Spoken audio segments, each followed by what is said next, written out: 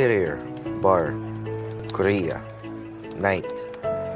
Joyce performs her heart out sa isang Korean bar. Iba na ang itsura niya. Mas mukha na siyang Koreana. Pati ang kanta niya, Korean din.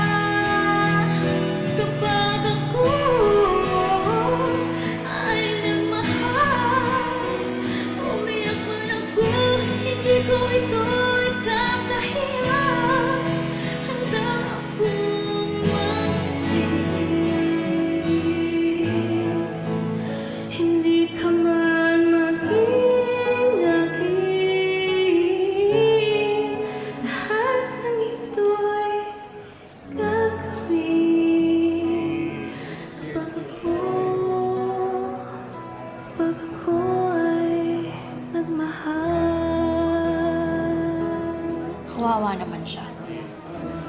Saktan ba natin?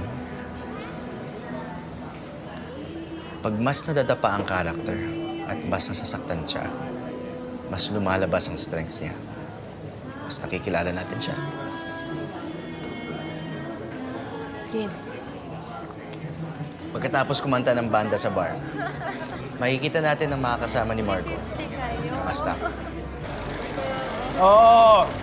Para kay Sir Marco. Salamat ho sa pagiging mabuting boss. Hindi namin kayo makakalimutan. O basta sir, good luck ha. Tsaka maraming salamat. Thank you so much, Sir Marco. Thank you, sir. O isang cheers naman dyan para kay Sir Marco. Cheers! O ayan. Cheers! Parang kulang pa.